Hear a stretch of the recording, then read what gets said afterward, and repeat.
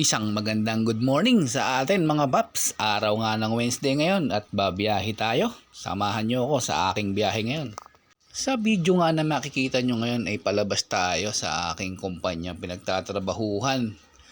Ang oras ay alas 5 ng umaga at kakaliwanag pa lang. Papunta nga tayo sa ating tambayan dito sa Karangalan. Alright, at narating na natin ang ating tambayan at dito nga ay tumambay tayo at nag-aantay tayo ng unang booking na papasok sa atin. Makalipas nga ang 30 minutos ay wala pa rin pumapasok sa atin na booking. Siguro kasi medyo maaga pa.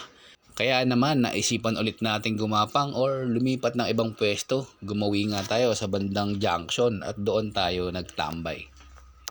Pagdating nga natin sa junction, wala pang 5 minuto ay may pumasok na sa ating booking. From Santo Domingo, Cainta, papunta ng Taytay, Rizal. At nagkakahalaga ang pamasahe nito na 62 pesos. Naka-promo si ma'am kaya 50 pesos lang ang kanyang binayaran. Tuloy nga lang tayo sa pagbiyahe hanggang sa marating natin ang drop-off ni ma'am. Dito nga ang drop-off ni ma'am along Ortigas Avenue Extension, Taytay, Rizal. At pagka-complete nga natin ng ating booking ay may pumasok na agad sa atin. Ito yung pangalawa nating booking.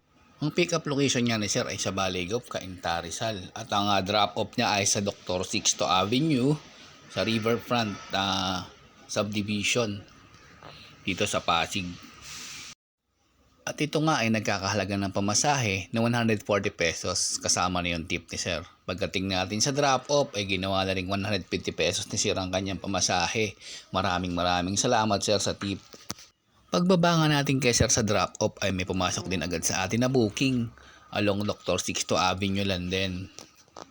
At yun nga, ang pick-up ni ma'am ay sa Pag-asa Street at ang kanyang drop-off ay sa Pioneer, sa bandang Pioneer, Pasig. At ito nga ay nagkakahalaga ng 75 pesos ang pamasahe. Dito nga ay naibaba na natin si ma'am sa drop-off.